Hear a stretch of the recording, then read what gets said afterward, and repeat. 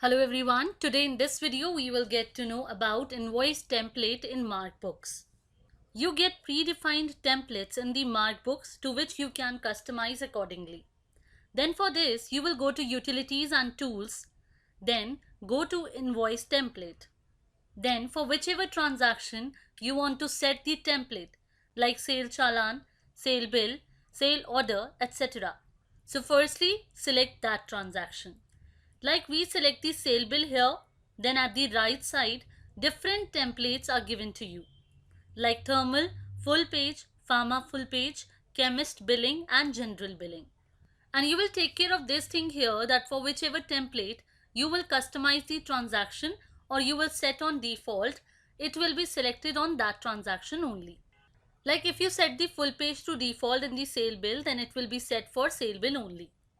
So now whichever of these templates you want to set on default, you can set it on default by clicking on set as default. And you can click here on template to view it on full screen. After this, an icon of customize is given to you here. You can click on it to customize the invoice according to you. First is the general tab. Here you can change the title of an invoice. Like here we write a tax invoice and you will see that as soon as we change, those changes will also be shown to you on the right side. You can change color from here. You can change email color. You can select font size according to you. You can select the orientation like portrait or landscape. Then here you can set left, top, right, bottom margins. Then you can select paper size. Then click on the hide vertical lines checkbox. Through this, you can hide or show these vertical lines. After this, suppose if the bill is going more than one page and you want the header to repeat on every page. So keep the selected repeat header in all pages, otherwise untick it. Then next tab is company.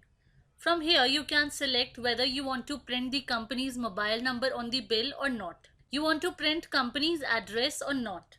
So simply you can select the checkbox here by ticking or unticking which of these company details you want to print on the bill and which do not. After this, the next tab is party. You can select from here whether you want to print the party's address on the bill or not. You want to print the party balance or not, so you can select options according to you. Then next is the item table.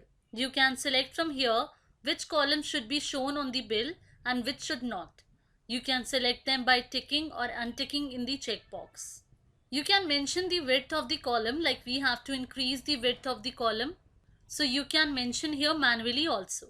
And even with these buttons, you can increase or decrease. In this way, you can change the width of the product column. You can change the label according to you, like we write here quantity instead of QTY.